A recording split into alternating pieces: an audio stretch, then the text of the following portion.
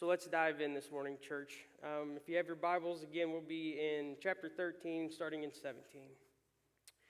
When Pharaoh let the people go, God did not lead them by the way of the land of the Philistines, although that was near. For God said, "Lest the people change their mind when they see war and return to Egypt." But God led the people around by the way of the wilderness toward the Red Sea, and the people of Israel went up out of the land of Egypt, equipped for battle.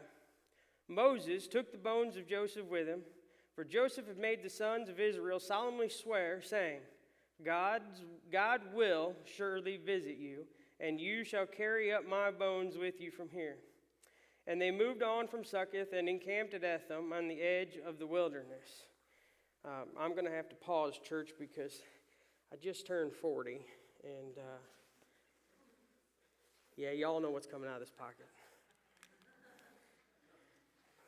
Getting old is never awesome, I can promise you that. At least that's been my experience.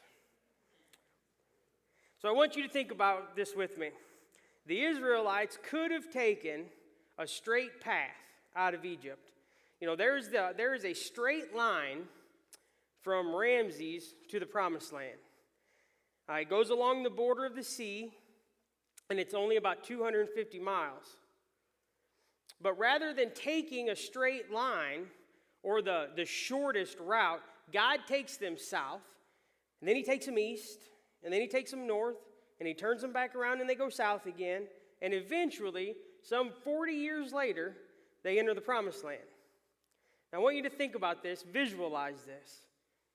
250 miles, 900 miles. It could have been so much shorter. So that's where we ponder and we think about, why did God take them the long way?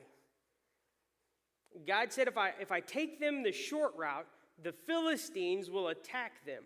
They'll turn back and they'll go to Egypt. So think about this. The shortest route is often holding dangers we don't see. So God has us take a longer route, the wilderness route. You know, verse 18, I didn't really understand this. I had to do some studying because it says that the Israelites were equipped for battle. And at first glance you go, yeah, they were equipped for battle. But we know how the story goes, so we know they're not. But in Hebrew, equipped for battle literally means by groups of 50. So how do we go from groups of 50 to equipped for battle? So 50 was considered a military unit in the Hebrew. So because they had more than 50 people, they were ready for battle. But we know they weren't. We know they weren't equipped for battle.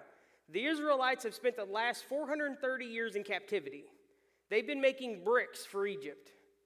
Egypt would never have allowed them to militarize. So no, they're not ready for battle. And God knows that, so he takes them the long way.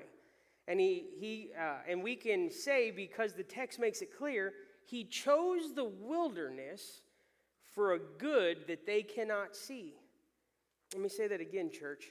He chose the wilderness for a good that they cannot see.